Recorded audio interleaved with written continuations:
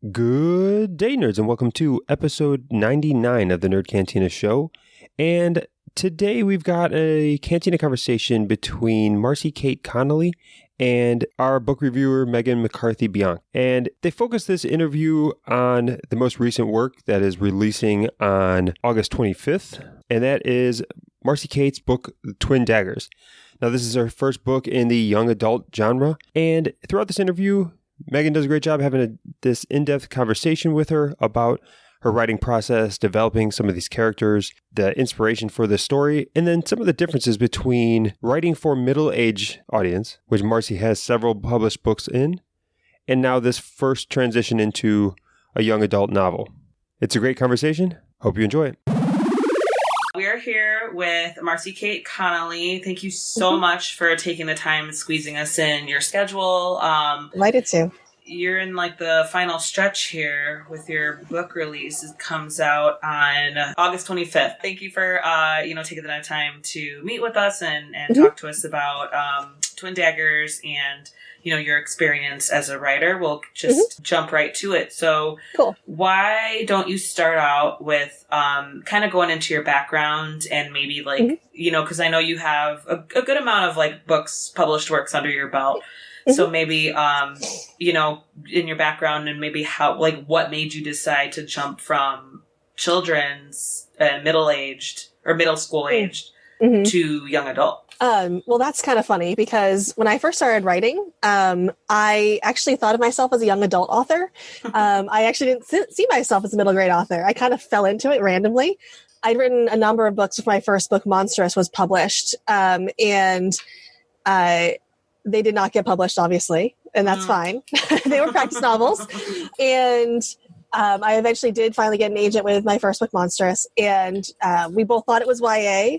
We were pitching it to editors as YA, and then my editor at Harper bought it and said, I'm going to buy this as a middle grade novel.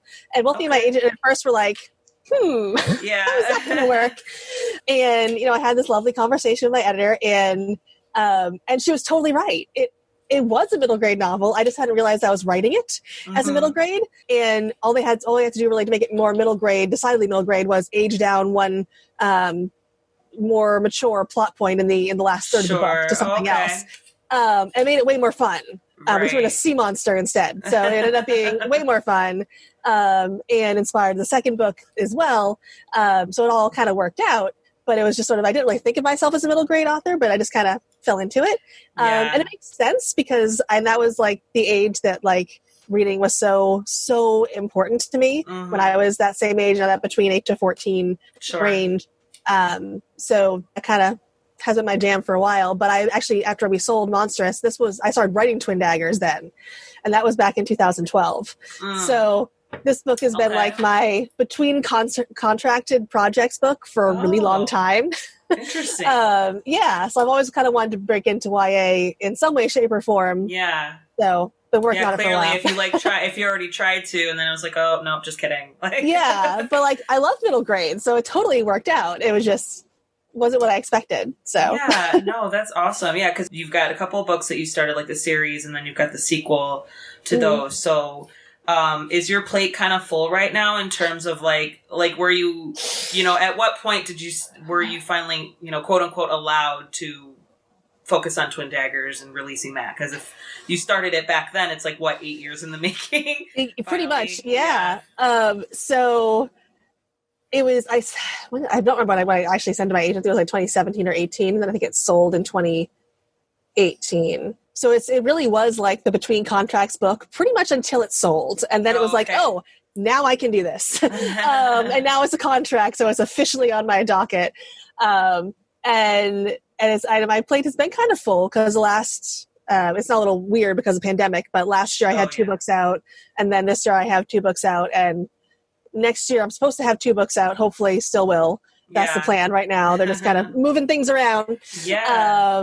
So it's kind of been a lot, but it's a lot of fun and I love doing it. And I have a day job too. So that's kind of a lot. So you're very, very busy. And a toddler. Yeah, right. Oh, no, I know a lot of our audience members are also parents, so they get it.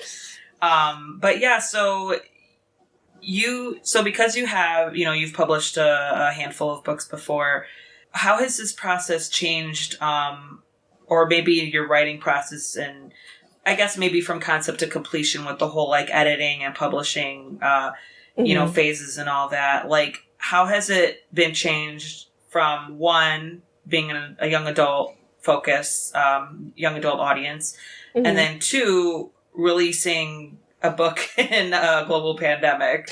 Because I imagine that throws a huge wrench into things. How has this process differed from your previous experiences? So the writing process has been pretty similar. I think the big difference is that YA is longer, generally speaking. My first book, Monsters, was actually the same length as Twin Daggers is, but that was kind of an exception.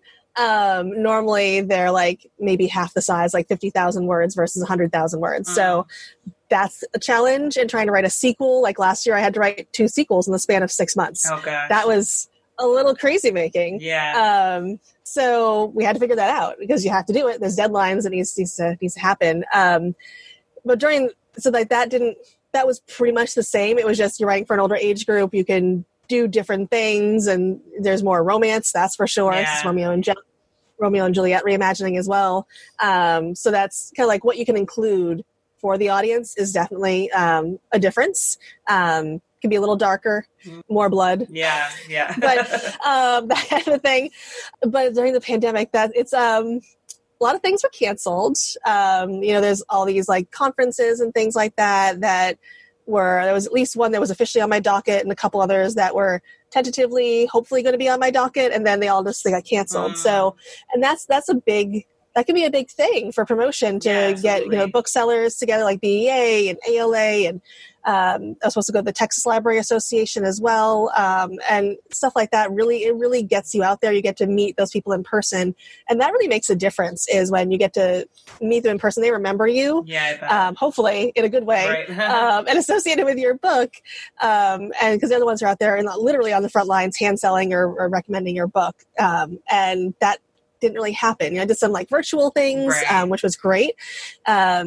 But it's not quite the same, but it's what we have, and we got to do the best of what we have. So, normally I would have been doing a lot more events, but it's been a little bit more challenging.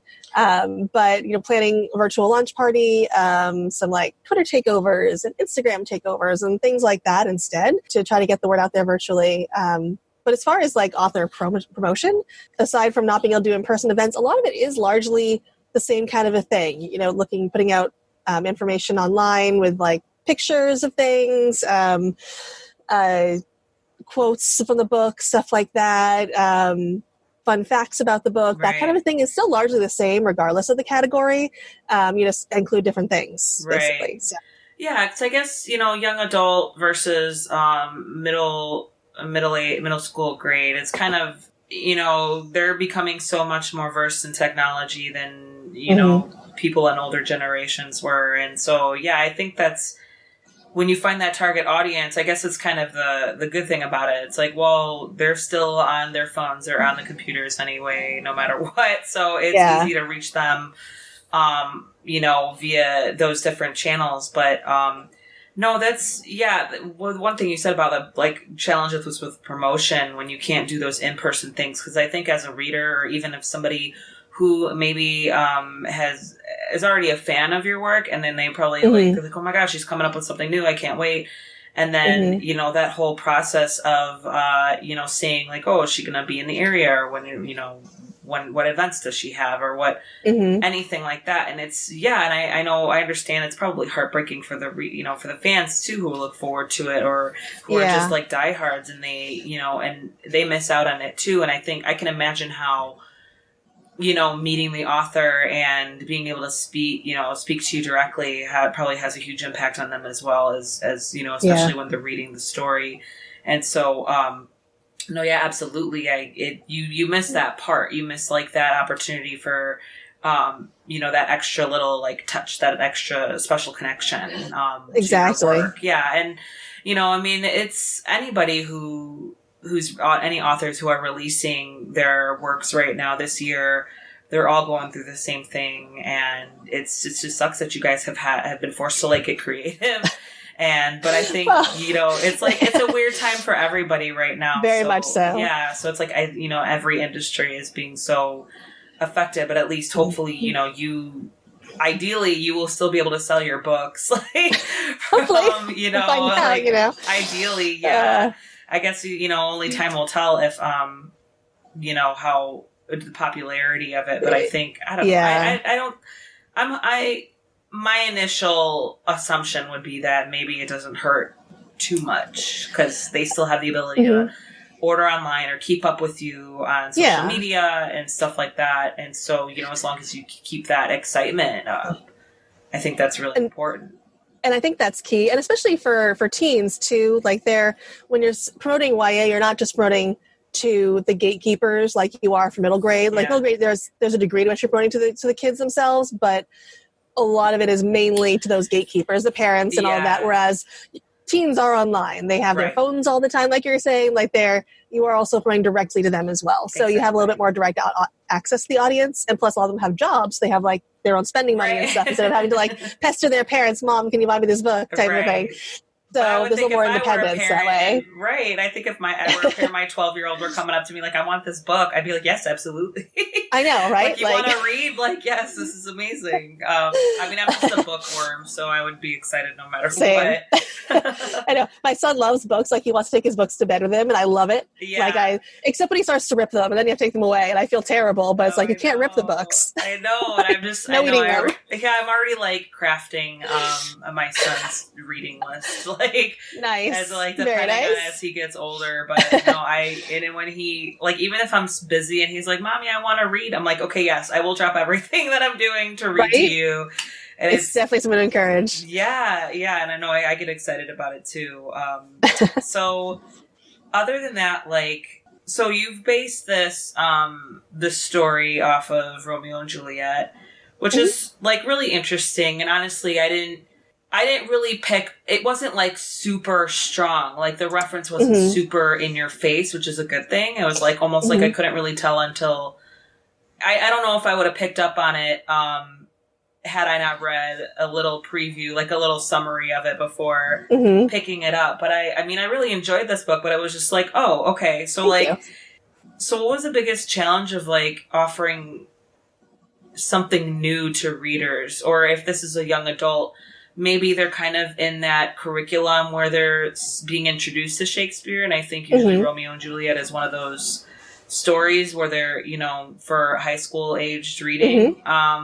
So I guess like what was, what made you kind of like come up with this idea? Like, why did you give Juliet a twin? Like why, and how did you come up with some of like the themes but then also like, what was the challenge of trying to like, if it was a challenge, maybe like offering something new, and like kind of trying to think of something that wasn't so like the classic story, like so heavy on that classic story.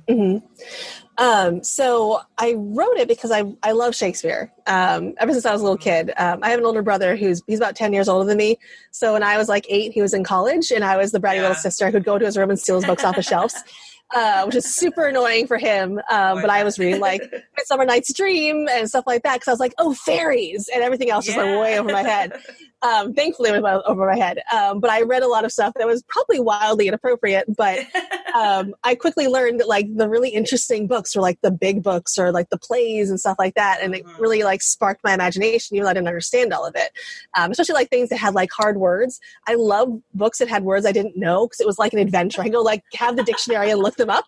I was a weird kid, amazing. But I embraced it. So I loved reading Shakespeare, and it's kind of been a running theme where I really have enjoyed Shakespeare. And it's when I was in college, I wrote an opera sequel to Hamlet. I write music as well. Like I really enjoy Shakespeare. So at some point I was going to have to write some kind of Shakespeare telling. And I had this idea for a while of like this world of like magic versus machines. And I really wanted to write. It hadn't quite clicked. And I'm not sure when it came to me or how it came to me exactly, but one day that kind of just those two things merged in my brain. And I was like, that sounds really cool. Those two warring factions and Romeo and Juliet, the star-crossed lovers type of idea. And it kind of all came out from there.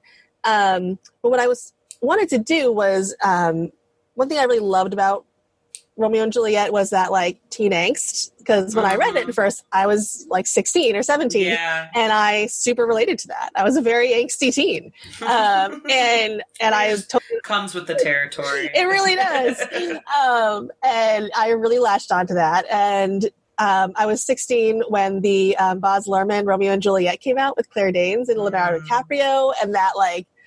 I was obsessed. Like, I eventually ended up getting a pair of wings. Like, my friends pulled together. Like, nice. We were not part of, like, the normal crowd at all, but which was fine. It was great. And so I love this story. And, like, it really captured my imagination, the idea of, like, putting it in a new format and a new location. And so that I had the chance to do that. One thing that always did kind of bother me, though, about it was that Juliet's character didn't feel to me like she had enough agency. Sure. It was a running theme throughout the whole play, is that the two lovers are just swept along by fate. They have no choice. Yeah. Whatever decisions they make, they're going towards this terrible fate. Yeah. And I kind of wanted to turn that on its head a little bit. And so they don't die by the end of the first book because there's a sequel. So it's not exactly a spoiler since there's a sequel. I caught on to that, so minor spoiler alert, like don't worry. No promises about the second book. Okay. But the first book, they don't. But there's a scene at the end that does involve poison and a dagger. So there's I'm not going to say anything more than that. But there's pulling in those different threads and those symbols. A big theme that I really pulled from Romeo and Juliet throughout the book was the idea that love is like this brutal thing that leads to death, and that's something that they're both like, if we fall in love, that's people are going to kill us for this. Literally going to kill us. And it's a very dangerous thing for the main character Asa to do, but she has agency, and that was what I really wanted to pull in there was, this kind of badass Juliet who, can fight, and she's very competent. She knows she can do a lot of things. She has magic. She's very good at it. But there's a lot of things she doesn't know as well. She's also very naive in a lot of ways because she's only like 16.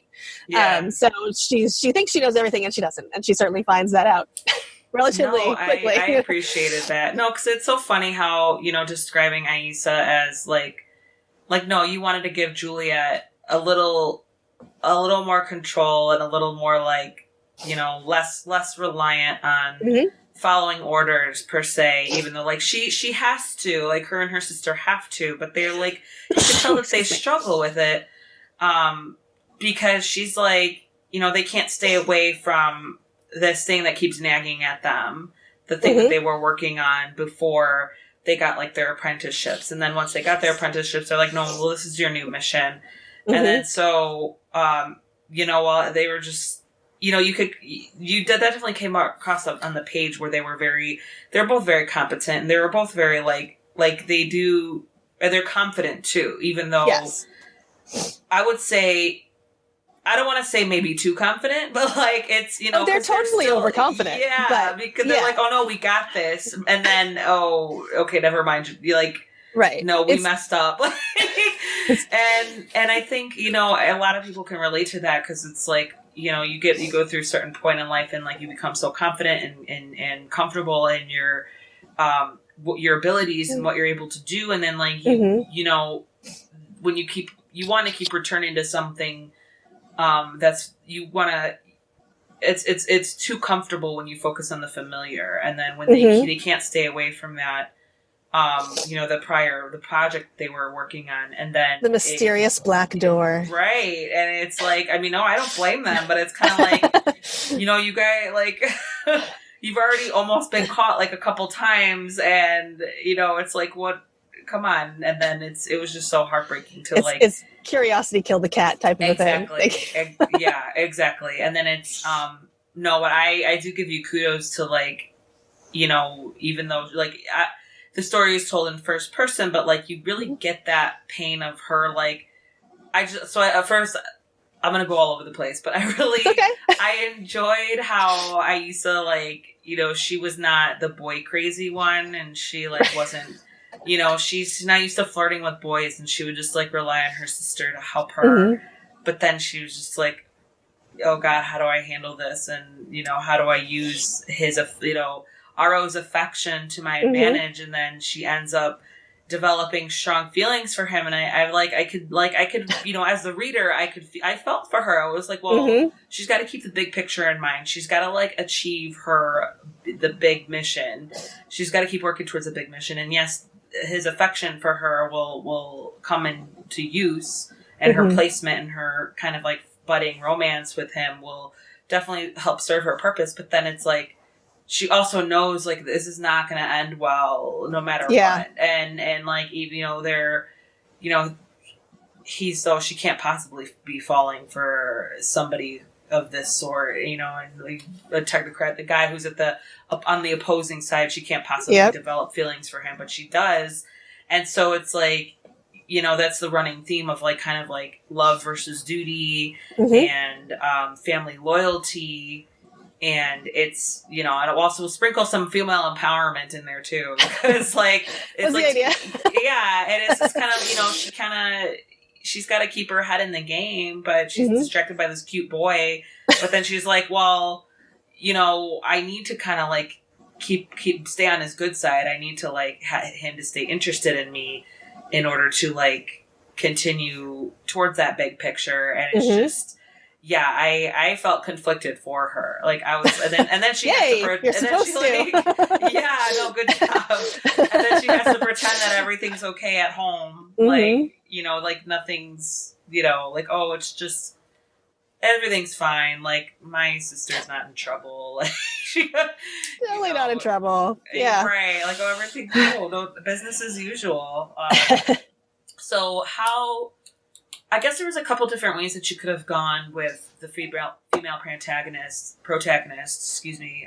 But so why did you decide to tell the story from only one twin's point of view, or maybe Aissa versus Xandria?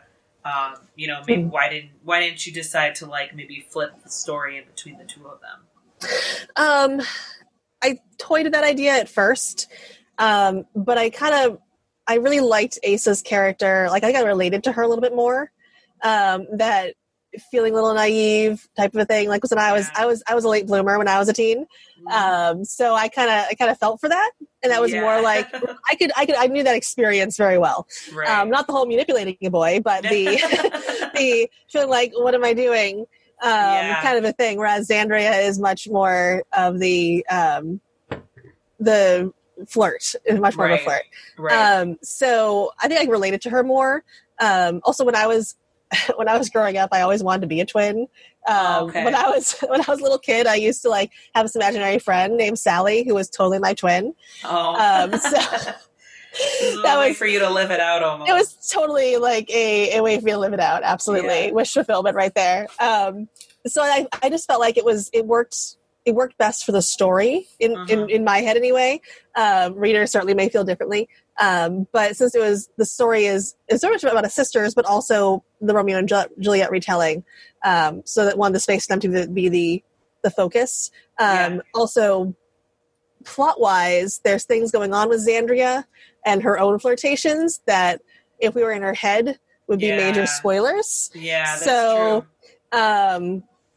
That was another issue as well. So no, that's a good point. Yeah, because she, you know, you see Aissa's like, what is she doing? Like, who's she talking to? Why can't she tell me? Like, and she gets a little jealous too. She gets very jealous. She's like, I'm supposed to be the most important person in your life. What are you keeping secrets from me for? Exactly. Like, why can't you just what? Like, why can't you tell me? Like, at least you know at the very And no, that's a good point where it's like that would definitely, it's a huge plot point that if the reader was in on it, like, we would have seen it coming from a mile away almost. And so, no, that's interesting. Yeah. But like I said before, there was a couple different ways you could have gone with that, could have gone with that. And so, but I think the choices you made, now that you're saying, like, it makes a lot of sense.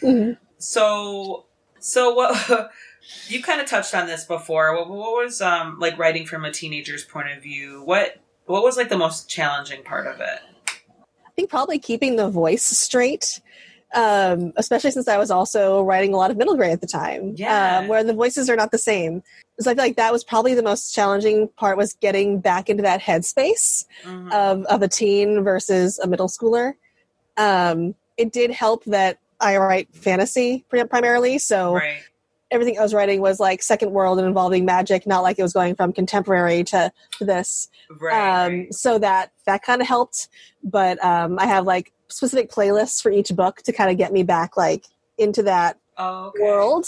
Like that music like signifies, okay, this is like the theme song for this story. This is Ace's theme song right here. You gotta get this like for this, like the two main theme songs for this was Monsters by Ruel, and which I may be pronouncing her name wrong. I've never heard it said. I've only seen it written.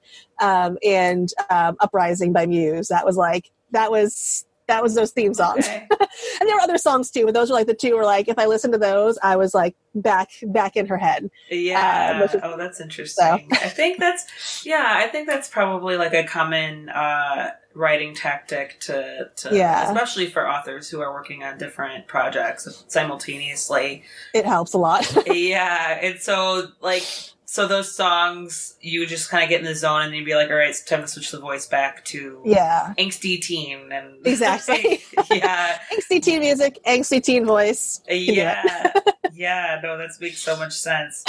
What scene or scenes, plural, were the most difficult for you to write? Oh, that's a good question. I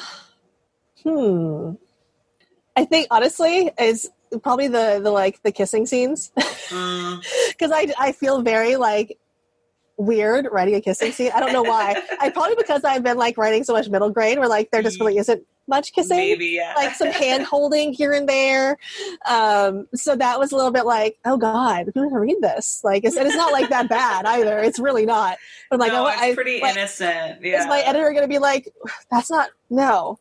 Stop writing that. But it worked out fine. It was just a little bit like, I'm almost embarrassed writing this. It was very strange, but blushing a little bit. A little bit, yeah. But no, it was. That was probably the most challenging thing. There were a lot of scenes that I had fun writing. I think one of my favorite scenes to write. You didn't ask this question, but that's okay. No, go into it. There's a scene where Asa, she's overconfident and she ends up getting sort of caught and has to kill somebody, a guard, and basically Arrow helps her hide the body, essentially, and like cleans the blood off of her hands and cleans her up. And I was like, this is like kind of like a weirdly sexy scene. Like, but at the same time, it's also like terrible, but like, I think that was definitely a turning point too, where it was kind of like, no, clearly he has feelings for her. Clearly he is willing to cover up this huge crime for her. And then just like, I'll take care of it. He's like, it's okay. Like, don't, like, well, what happened? Like, he's just immediately like seeing her as like this just innocent, you know. He 100% believes her.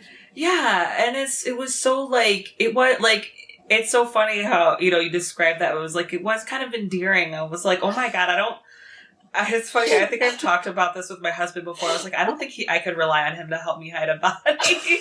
As horrible as that is, like, he's so, like, my husband is just very, like, by the book and Eagle Scout. And I'm like, he's like gotta be, he's going to do the right thing. And so unfortunately, I don't think, so when it's not that I was ever planning just not true love then, I guess. No, I know. I told him, I'm like, we actually went about talking about this. He asked me like, it was a quarantine conversation is what I like to describe it. He asked me like, am I your ride or die, honey? I'm like, I don't know. Like, honestly, he's like, well, why not? And I'm like, well, if I killed someone, you would turn me in.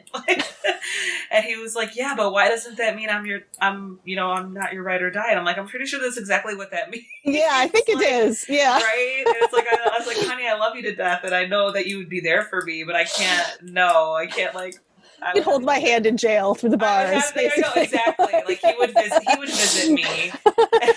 Like, no, for sure. So when I was reading those scenes, I was like, oh, like that's so like, but it's like, no, okay, clearly that was like, if she wasn't sure at that point, like how, like Isa, how could you doubt this boy's feelings for you after and then it also makes you wonder, like, well, wait, like, is he just a researcher then? Like, how is he getting away with this? How does he, because he seems so confident, like, don't worry, I'll take care of it. I'll take care of it. And it's like, how do you know how to take care of this? Like, what do you... And she kind of wonders that, just like, how many times has he done this, basically? Right. Like, this is wait, why do you know what to do? Why do you know how to handle it? Like, that's when you kind of like start. I mean, I think from the beginning, you kind of suspect Aro, like, well, what is, from down in the tunnels, you're like, okay, it's the same boy. Like, so he's not, so who is he? Like, what is he doing? And then he keeps There's something hinky about Aro. Yeah. Yeah. And then so when, so, like, as a reader, I think you're kind of suspicious of him from the get-go, and then when it's, like, you get to know him better, and then you kind of, like, see him through Asa's eyes, and then, that scene, I think, was just, like, a turning point where you're like, okay, wait a second. Like, first of all, that's super sweet, even though it's kind of, like, morbid.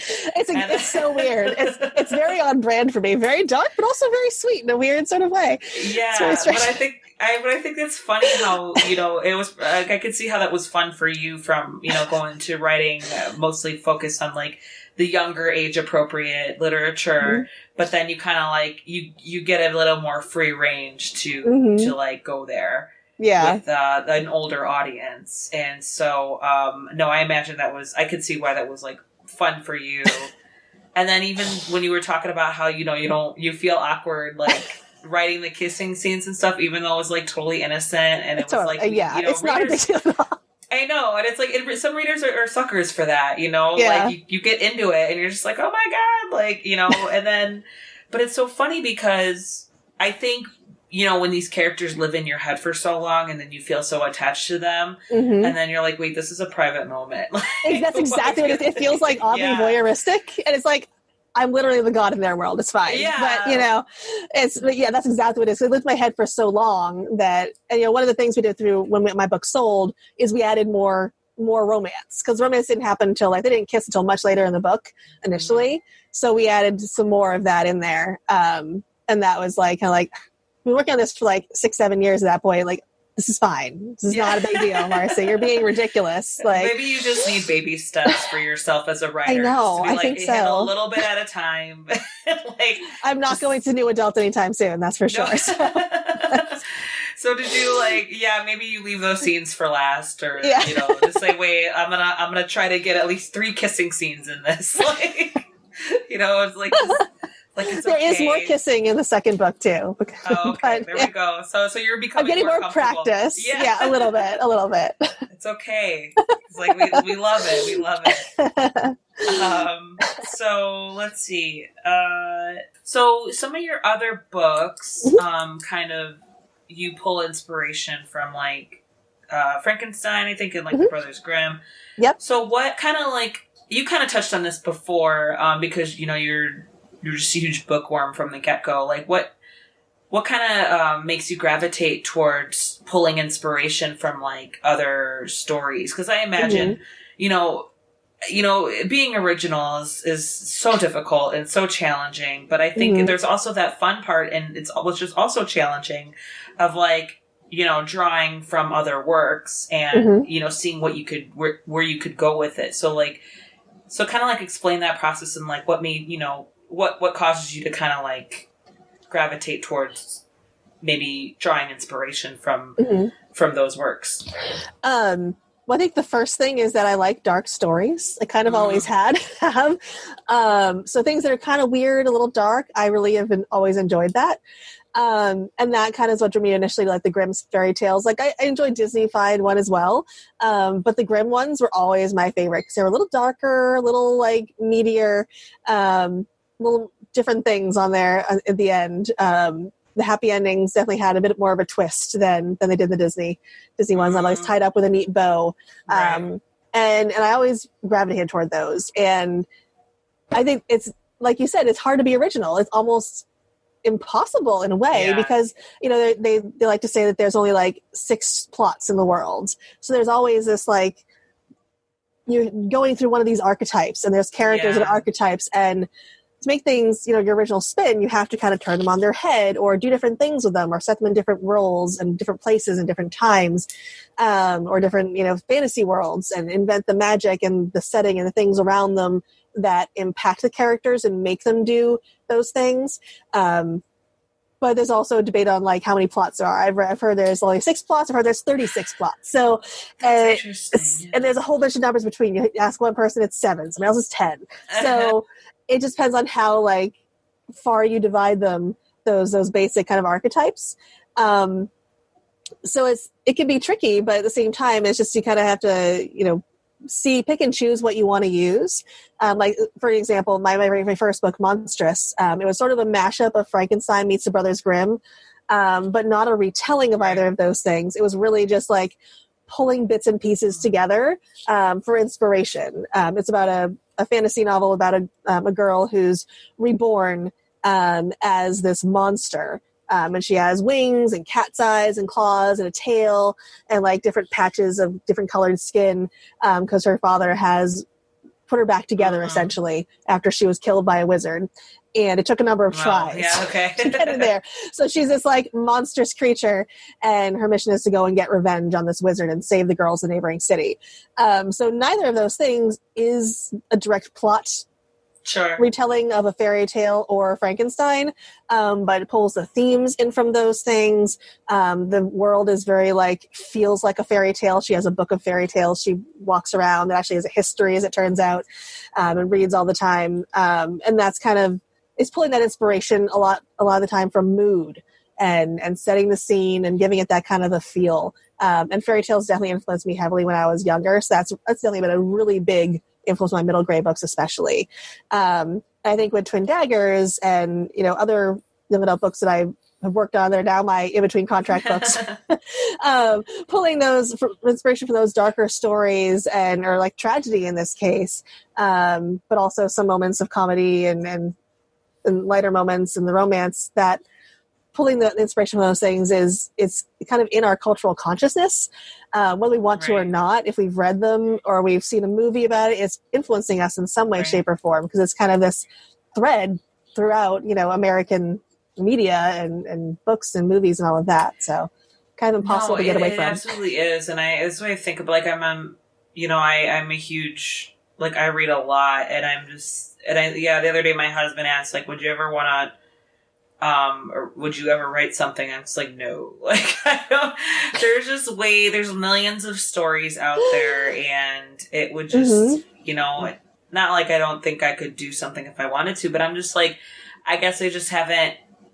You have to really have a story. You have to really be passionate about it, and I guess part of me is just I tend to raise the bar kind of high in general, and so I'm no, unless I know and I'm confident that I can get something out there and offer something new and challenge the reader and, and also challenge myself. It's I don't know, that was just not really an ambition of me, but it's so true that when you talk about there's only 6 plots out there, and it's no, but it's so true. It's you could go a million different ways with one or the other. And it's so hard to be original, and it's so hard to offer something new. And, when there's so many amazing stories out there, and I guess it just depends, someone's writing style differs from another. How would this person tell it? How would that person tell it? What kind of elements, what kind of choices would they make? Not necessarily with character development or plot development, but how they present that. And it's crazy. It could go, just you think of all this centuries and centuries of people writing stories, and it's just okay, I can't. It's so crazy how much work is out there that even and when you think of period pieces too, it's kind of I think even when I read Frankenstein in college, and when you think of the time that was created too, and it's there's works that reflect the culture at the time, there's works that challenge the culture at the time, and it's there's so much more that goes into creating and releasing your story out into the world. And so it's and it's also easy to get overwhelmed. So I definitely give kudos, major points to anybody who just like pushes through, especially during this crazy time right now. But I was talking to another author about this. It's like, it's a weird time for everybody right now where it's that element Definitely. of choice is being taken away. It's like, okay, well, if I want to stay inside all day, that's my choice. Like, I'm totally fine doing that. But then it's like, once you say, oh no, like, we have to stay inside for everybody's health. And like, yeah, like people are like, wait I don't want to, or like, why should I have to? Or like, and there's I understand it to an extent. But I understand it's just, I think consuming art and producing art, like whether it's literature or short story or, artwork, like an illustration or a painting, both consuming and producing, I think is such, it could be an important way to cope with the struggle. Absolutely. And, I think a lot of people have been forced to confront like their own mental health in a different way, the way that they haven't had to before. And so it's so, I think, I can't imagine how it is for authors like you, and even for authors who are trying to publish their their debut novels. I know. That's going to be so hard. I feel terrible that there's authors who are still, it's good their books are still coming out, but at the same time, it's that's rough. And you kind of want to be like, well, it's not usually like this. Yeah, I know. Like, it's not. Yeah, and it's like in that first debut year, it's always like it's an emotionally tumultuous time because it's your first book and you have all these hopes and expectations, and the honest truth is most books are probably not going to meet your high hopes and expectations just because not every book can hit the bestseller list, and not every book is going to, sell 1 million copies. It doesn't mean it's a bad book. It just means that just by virtue of how they make those lists and stuff, a lot of books, there's more mid-lists than there is like those top tier mass sellers. It doesn't mean your book is bad by any means. It just means your book is normal. But when you have all these high hopes, I mean, it's like, it's really hard not to be like, maybe you'll hit the list, maybe you'll do that, maybe you'll, sell, tons of copies, and they'll want to like go into printing after printing after printing, and they'll buy books from me for like 10 years. And that's just not a reasonable expectation,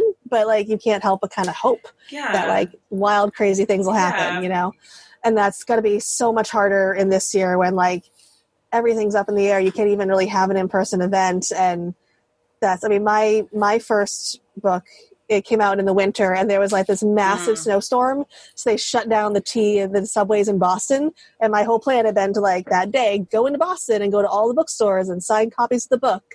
And like, I couldn't do that for like a week. And that was like, oh, that's so disappointing. But like, that was nothing compared to what they're going through now. Like, and it was kind of sort of devastating to me that I couldn't go and see my book in the bookstore on the first day. But like, I cannot even wrap my head around what they're going through right now. It's just, I know, stuff. Sucks. And it's terrible. Yeah. On top of that, like trying to keep the momentum, even if they have other projects that they want to release in the future. And and so it's, it's crazy to like stay focused now more than ever, but then also like, well, it's all been leading up to this, this round of press and promotion now. And then and then once you get to this point, like such a long process, and then it's finally happening. And then it's like, okay, by the way, there's just like a new wave of, stuff going on that's going to impact everything that you're trying to do in your normal life. And it's, it's, it's definitely a challenge to anybody, let alone people who are trying to release things for the first time. And so it's, I feel for them too. As I like, I interview more authors and I read more works and I get to know like the whole process and everything. And I'm just like, oh my God, like I can't imagine like working on something for 8 years and then this is like, what?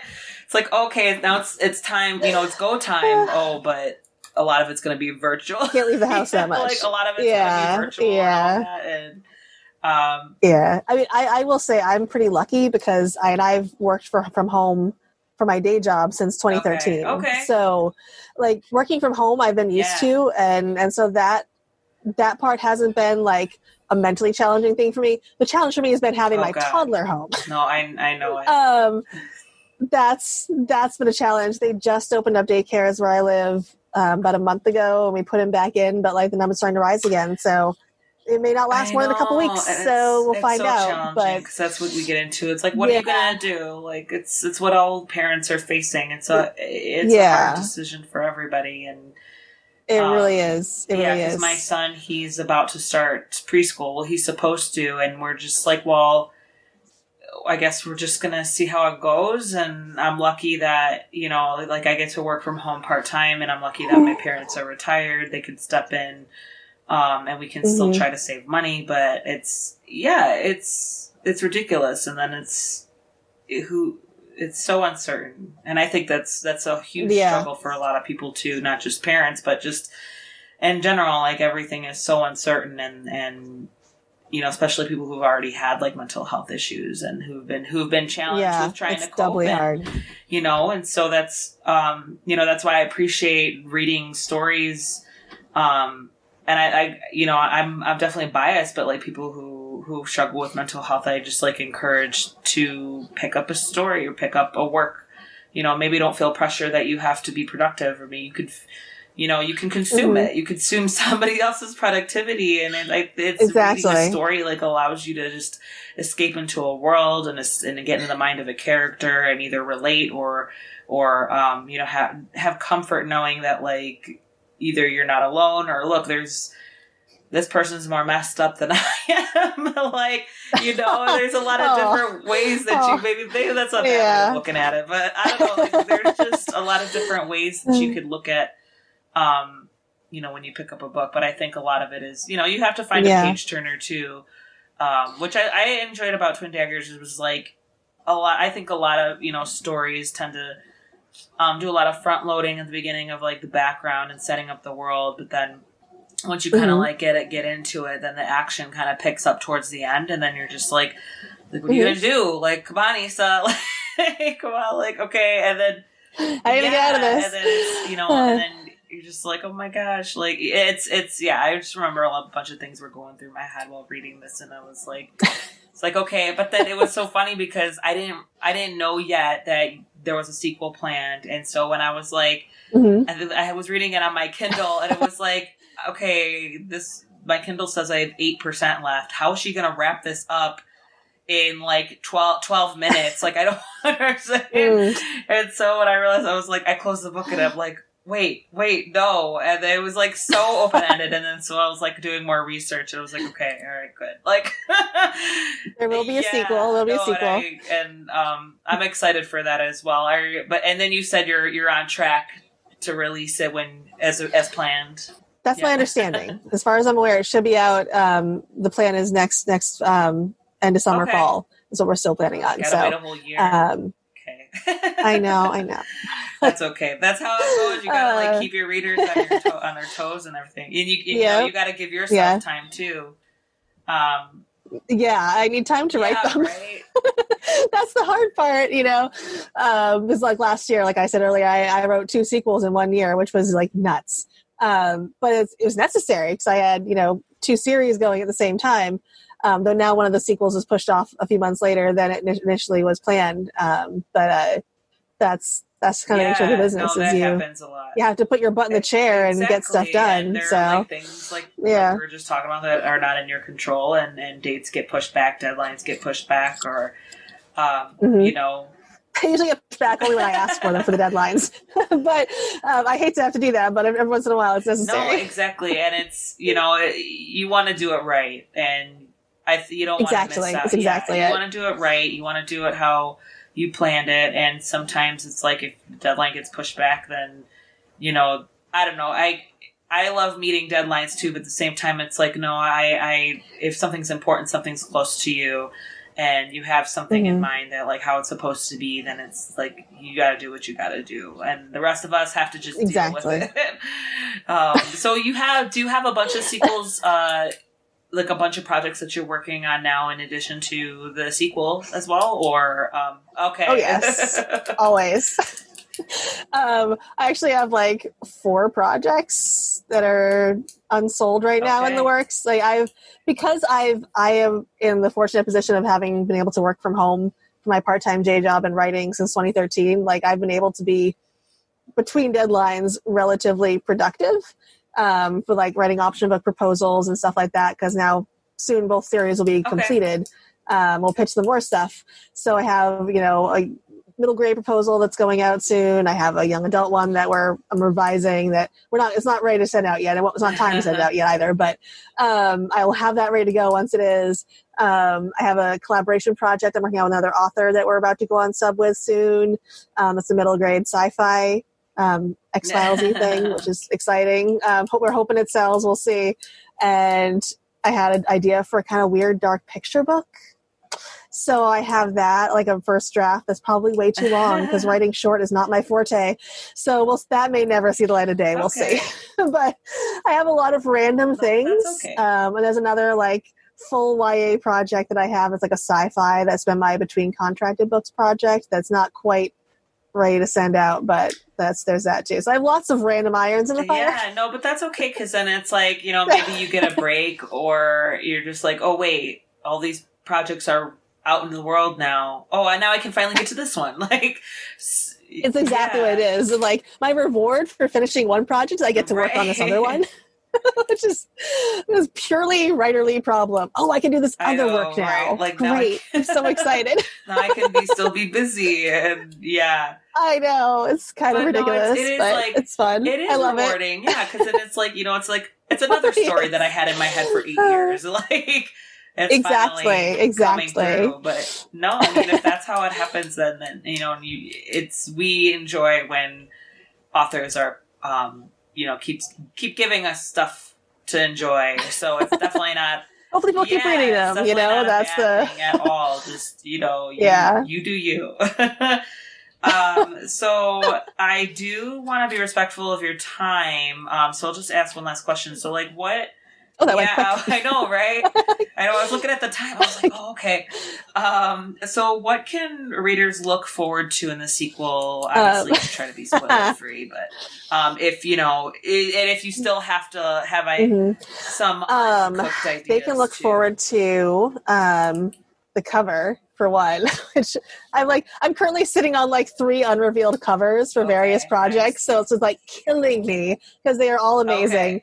I actually think the next book, the next book's cover is probably actually my all-time favorite cover so far. It is amazing. I'm so excited. I've been like really blessed by the cover gods in all of my books. I really have. But it's so amazing, and I won't be able to release it until like November or something. So I know. I cannot wait because it's so. It really is. It's so great. This is killing you. So I'm excited about that. You can look forward to learning more about the Alliance. Which I won't say any more about that, but you'll learn a lot more about that. More fun technological creations of the technocrats. You get to see their war machines. Which is fun. Oh, nice. There you get to see a mech dragon at some point, which was really fun. Wow. Those are some of the fun things. There's more romance, of course, more Asa and Arrow. And you get to see how Asa and Xandria reconnect after the events of Twin Daggers. And how that turns out. Yeah. Because there's a lot of catching up. There's a lot more issues. Between the two. Yeah. A lot of painful. Yeah.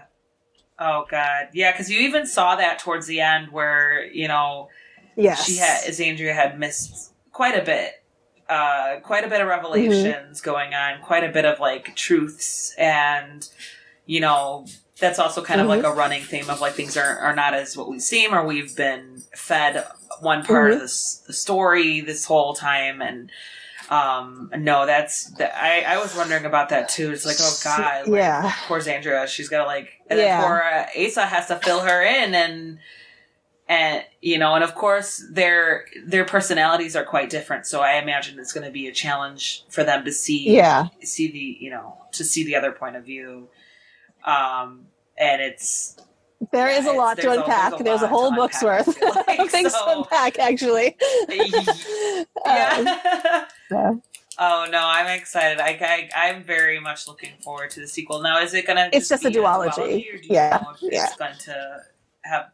Okay.